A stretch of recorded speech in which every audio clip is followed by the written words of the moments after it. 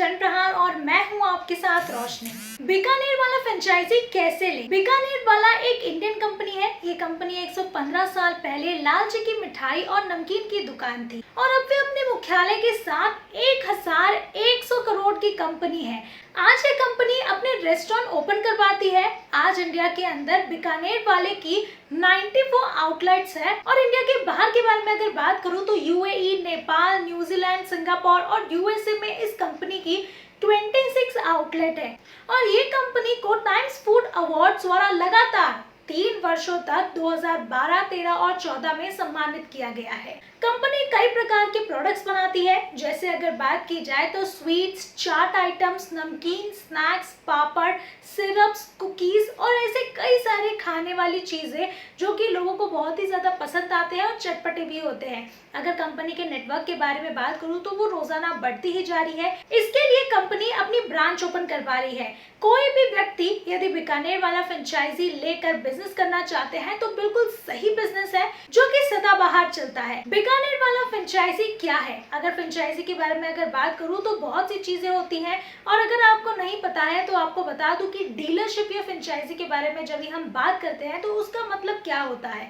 Dealership या franchise के बारे में आप जानते नहीं होंगे। डीलरशिप और फ्रेंचाइजी कुछ इस तरह से होती है कि बहुत बड़ी बड़ी कंपनीज जो होती है वो हर जगह पर अपना नेटवर्क बढ़ाना चाहती है, लेकिन वो हर जगह पर खुद काम नहीं कर सकती है, तो वो अपने नाम से ब्रांच को ओपन करवाती है और अपने प्रोडक्ट्स या सेवाओं को बेचने के लिए प्राधिकरण देती है। इसे डीलरशिप या फ्रेंचाइजी कहते हैं। इसी तरह बीकानेर वाला अपनी ब्रांच ओपन करवाते हैं और उसके लिए वो दूसरों को फ्रेंचाइजी देती है। तो कोई भी व्यक्ति अगर बीकानेर वाले का रेस्टोरेंट ओपन करना चाहते हैं तो इसके लिए बीकानेर वाला फ्रेंचाइजी ले सकते हैं और बीकानेर वाले का रेस्टोरेंट ओपन कर सकता है। बीकानेर वाला फ्रेंचाइजी के लिए अगर इन्वेस्टमेंट और कॉस्ट की बात करें तो वो कुछ इस तरह से होगी।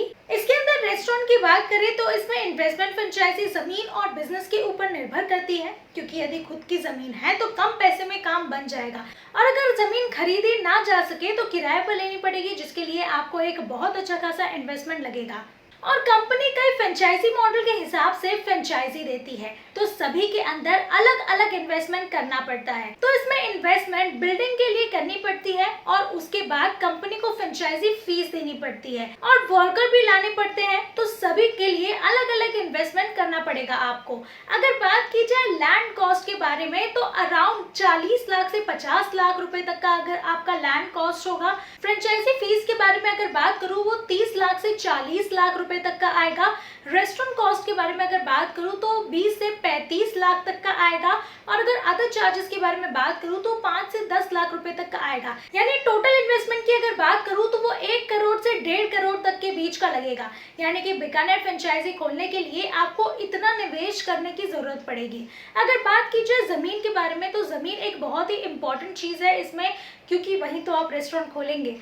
तो अगर इसके बारे में बात करूं तो कोई भी व्यक्ति अगर बीकानेर फ्रेंचाइजी लेता है तो इसके लिए जमीन सही लोकेशन पर होनी चाहिए और प्रॉपर जमीन होनी चाहिए, क्योंकि जमीन से रिलेटेड कंपनी के कुछ रूल होते हैं, उन सभी रूल को फॉलो करना पड़ेगा तभी कंपनी फ्रेंचाइजी देती है। इसके अंदर जमीन रेस्टोरेंट के लिए चाहिए और कुछ जमीन पार्किंग के लिए भी चाहिए। शोरूम के बारे में अगर बात करूं वो 3000 स्क्वायर फीट से 5000 स्क्वायर फीट तक का होना चाहिए। अदर स्पेसेस के बारे में अगर बात करूं तो वो 1500 स्क्वायर फीट से 2000 स्क्वायर फीट तक का होना चाहिए और टोटल स्पेस के बारे में अगर बात करूं तो 5000 से 7000 स्क्वायर फीट तक का होना चाहिए।